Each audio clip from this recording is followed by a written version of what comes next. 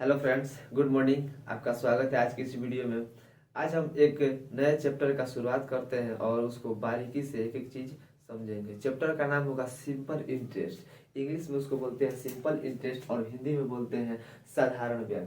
आइए इसका शुरुआत करते हैं और एक एक बेसिक बात हम लोग जानेंगे कि क्या इसमें है क्या नहीं है। ये हमारा चैप्टर का नाम होगा साधारण ब्याज। क्या? साधारण ब्याज। इसको इंग्लिश में बोलते हैं सिंपल इंटरेस्ट। सिंपल इंटरेस्ट इसको इंग्लिश में बोलते हैं सिंपल इंटरेस्ट और हिंदी में बोलते हैं साधारण ब्याज और शॉर्ट फॉर्म में बोलते हैं SI। इसको शॉर्ट फॉर्म बोलते हैं SI। आइए हम इसके बारे में समझते हैं आखिरकार साधारण ब्याज है क्या। सिंपल इंटरेस्ट का कोई भी सवाल आ जाए तो कैसे बनाएंगे, आइए इसके बारे में समझते हैं और देखते हैं आखिरकार सिंपल इंटरेस्ट है क्या, साधारण ब्याज है क्या। सबसे पहले हम जानेंगे इसमें मूलधन के बारे में। मूलधन यानी इसको सबसे पहला हमारा टॉपिक होगा मूलधन। मूलधन इंग्लिश में बोलते इसको बोलते हैं प्रिंसिपल वैल्यू। Principal value. साधारण ब्याज यानी सिंपल इंटरेस्ट SI में सबसे पहला हम जानेंगे कि मूलधन क्या होता है। इंग्लिश में बोले तो प्रिंसिपल वैल्यू क्या होता है। इस प्रिंसिपल वैल्यू किसे कहते हैं, आइए हम देखते हैं प्रिंसिपल वैल्यू किसे कहते हैं। सबसे पहले प्रिंसिपल वैल्यू को हम P से डिनोट करते हैं। क्यों? क्योंकि इसका पहला अक्षर प्रिंसिपल वैल्यू का पहला अक्षर P है, इसलिए से P से डिनोट करते हैं। अब मूलधन किसे कहते हैं आइए समझते हैं। किसी साहूकार द्वारा या सेठ द्वारा उधार ली गई राशि या आपके द्वारा किसी को उधार दी गई राशि, वह राशि ही आपका मूलधन कहलाता है। जैसे आप कहीं गए और आप किसी से मांगे, जैसे कि कोई सेठ है, कोई साहूकार है या कोई भी हो, उससे आप 5,000 रुपया मांगे तो ये 5,000 रुपया मांगे ना तो वो दिया। आप भी अगर मान लीजिए आपसे कोई 5,000 रुपया मांगता है तो आप भी उसको दिए, तो वही राशि अगर आप किसी से उधार लेते हैं या उधार देते हैं तो उधार ली गई राशि या उधार दी गई राशि ही आपका मूलधन कहलाता है। इसको हम P से डिनोट करते हैं। किससे डिनोट करते हैं? P से। आइए हम इसको यहाँ पे लिख देते हैं। किसी साहूकार द्वारा उधार ली गई राशि मूलधन कहलाता है। लिख दिए यहाँ पे, किसी साहूकार द्वारा या सेठ द्वारा उधार ली गई राशि मूलधन कहलाती है या आपके द्वारा किसी को उधार दी गई राशि मूलधन कहलाती है। तो समझ आ गया कि मूलधन आखिरकार कहते किसे हैं। किसी से उधार लिया जाता है, उधार दिया जाता है, वो राशि मूलधन कहलाता है।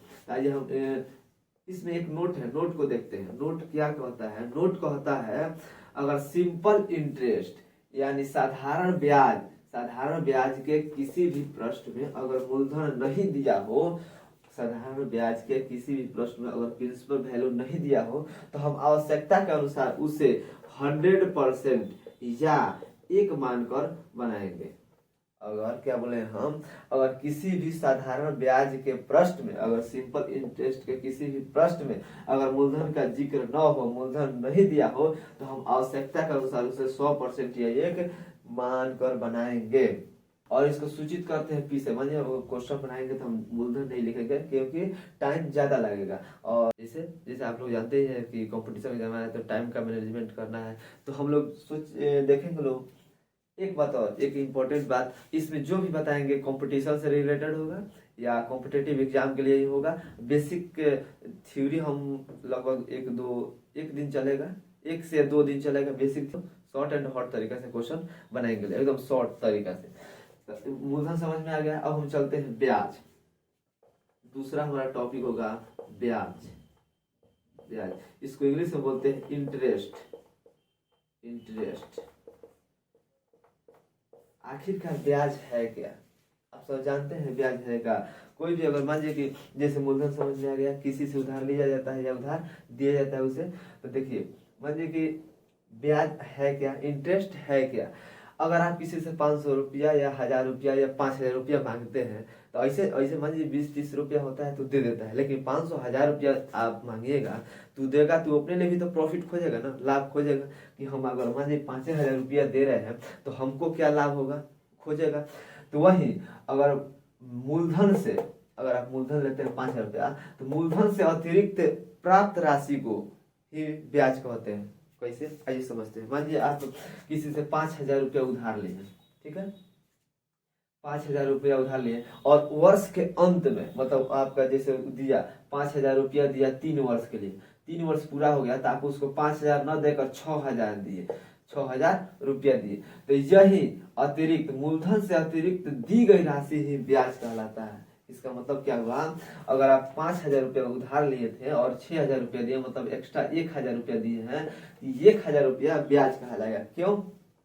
क्योंकि समय के अंत में, 3 वर्ष के बाद समय के अंत में मूलधन से, किससे, मूलधन से, मूलधन आपका 5,000 मान लिए हैं, मूलधन से अतिरिक्त दी गई राशि, अतिरिक्त दी गई राशि ही ब्याज कहलाता है। जैसे आप 5,000 मूलधन लिए थे, 6,000 दिए, इसका मतलब हुआ कि 1,000 ब्याज दिए हैं, दिए हैं मूलधन से, कैसे, मूलधन से अतिरिक्त, अतिरिक्त ली गई राशि ब्याज कहलाती है। या में वर्ष के अंत में, वर्ष के अंत में मूलधन से जितनी अतिरिक्त राशि मिलती है उसे हम ब्याज कहते हैं, इंटरेस्ट कहते हैं। किसी से 100 रुपया उधार लिए हैं और वर्ष अंत के बाद, वर्ष समाप्ति के बाद आप उसको 105 रुपया दे रहे हैं, तो इसका मतलब हुआ कि आप 5 रुपया, यानी एक्स्ट्रा कितना हुआ, 5 रुपया, यानी 5 रुपया हम समझते हैं मूलधन। मूलधन हो गया, ब्याज हो गया। आइए हम समझते हैं मिश्रधन। मिश्रधन क्या होगा, मिश्रधन किसे कहते हैं, मिश्रधन क्या होता है, आइए ये सब समझते हैं। आइए हम मिश्रधन, तीसरा हमारा टॉपिक होगा मिश्रधन। इसको इंग्लिश में बोलते हैं अमाउंट, अमाउंट। इसको ए द्वारा सूचित किया जाता है, अमाउंट यानी मिश्रधन। मिश्रधन को हम ए द्वारा सूचित करते हैं। जैसे अगर हम क्वेश्चन बनाएंगे तो हम मिश्रधन नहीं लिखेंगे, अमाउंट नहीं लिखेंगे, डायरेक्ट ए लिख देंगे, तो आपको समझना होगा। तो हम मिश्रधन या अमाउंट को हम ए से सूचित करते हैं। किससे सूचित करते हैं, ए से, ठीक है। अब आइए समझते हैं आखिरकार मिश्रधन होता क्या है, मिश्रधन है क्या, मिश्रधन किसे कहते हैं। तो मूलधन और ब्याज के संयुक्त रूप को मिश्रधन कहते हैं। कैसे, आइए क्या बोले हैं, मूलधन लिख देते हैं, जो बोले हैं वो लिख देते हैं। मूलधन और ब्याज के संयुक्त, क्या, संयुक्त रूप को मिश्रधन कहते हैं। कहने का मतलब ये हुआ कि आपका जितना मूलधन है, आपका जितना मूलधन है और जितना ब्याज है, अगर ये दोनों को आप जोड़ दीजिएगा तो हमारा मिश्रधन निकल जाएगा। संयुक्त रूप मतलब, संयुक्त मतलब होता है जोड़ना।